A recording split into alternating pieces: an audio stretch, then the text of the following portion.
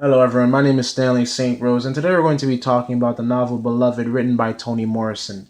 Now, before I go into the summary and analysis of this novel, please remember to leave a like, subscribe, and/or comment so that the channel can continue to grow. In this novel, we basically get an understanding of how horrible slavery was, and we understand it through the life of Sefa.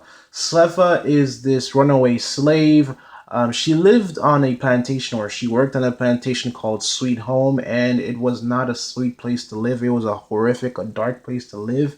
She escaped from that, and she ends up raising a family of her own in her escape life. And basically, she had four kids, two boys, a baby girl by the name of Beloved, and another girl by the name of Denver.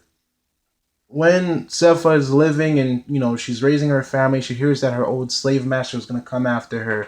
And remembering all the horrors that she faced as a slave, she decided to kill all of her children.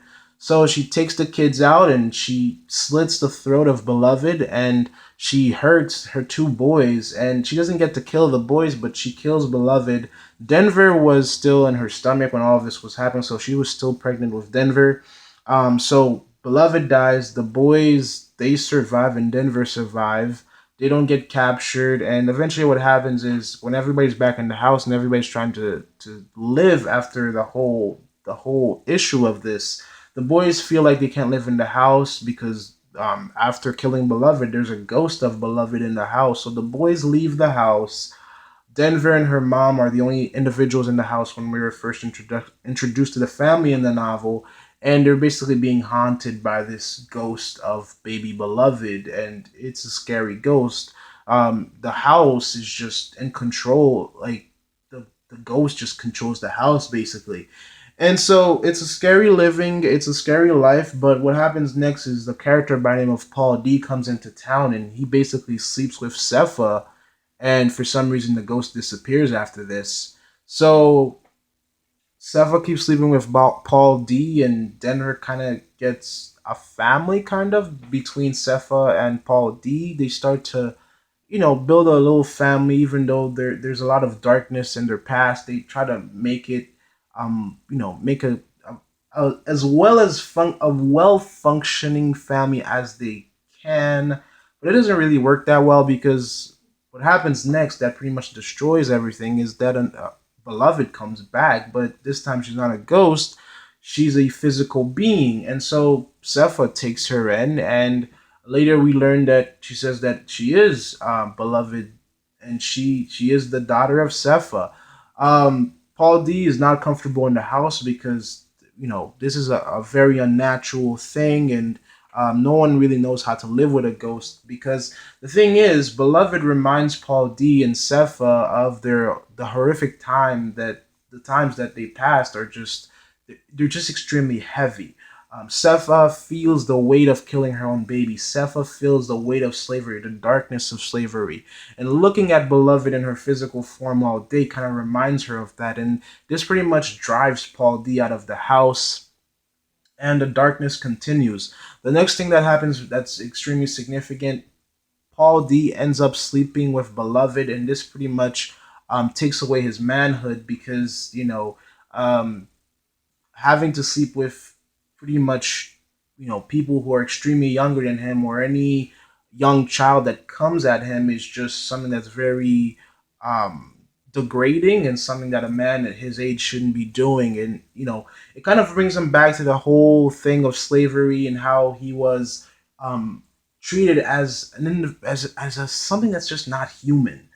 So a lot of Sepha and Paul D within the novel, they reflect back on their time in the plantation and how they were nothing. They were less than cattle. They were less than human beings, and that that side of life was just something unbearable for them. So Beloved is a physical character, and she's pretty much living with Sepha and, in a way, kind of torturing her. Denver's in the house, and eventually she has to leave too because she can't take it. Um, and in some ways, while I was reading this novel, it kind of seemed like some sort of demonic thing because this dead child who was a ghost but now who is human again is just kind of torturing Sepha, and Sepha, there's nothing that she can do about it because in her mind, even though it was a horrific act, Cepha was just trying to save her kids. Slavery was just too much. And in some ways, you have to understand where she's coming from, because for women, for black women in the age of slavery, you weren't just put to physical labor and working for nothing. You were oftentimes raped, and you couldn't do anything about it, and you could be killed if you act out. So your life was just nothing. You were less than cattle. You were worthless. So she just wanted to save her kids from that, but it was still a horrific act, and her community didn't accept that she killed beloved and she killed her own kid. So the story goes on, and eventually, Denver, by the end of the novel, Denver kind of gets some separation, and she starts to get her own identity, and she starts to have a better outlook for her future. They drive beloved out of the house because they round up 30 women that come, and pretty much they kind of like drive out beloved, or the ghost. Sepha kind of loses her mind. She kind of loses her mind from all of this, but eventually she comes back to normal. Paul D moves back into the house, and Sepha and Paul D kind of have a life together again. And Denver kind of goes to college, and she dreams of a better life for herself.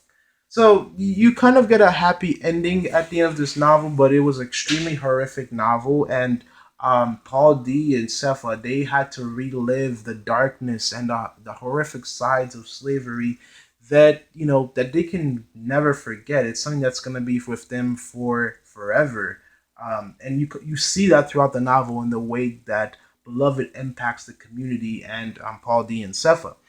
In terms of analysis, in terms of the significance of this novel, you can see when you look at this novel, you have to look at how far oppression and how far slavery can drive people. Because for a mother to cut the throat of her own baby is something that is just unthinkable. It's something that's just unforgivable. And for Cepha to do this and think that it was the best option, you have to, from that act, from that scene, or from that idea by itself, you can see how horrific and how deadly slavery was, and how just people couldn't live in it.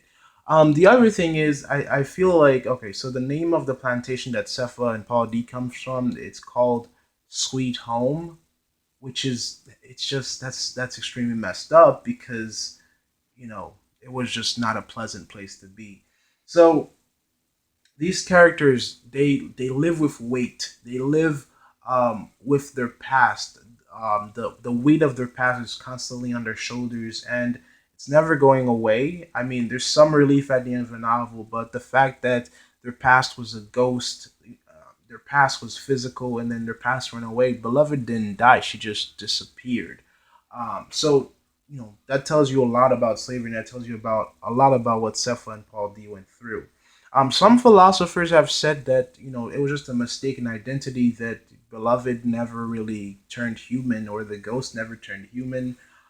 But that's arguable. That's something that you'd have to argue. There's no.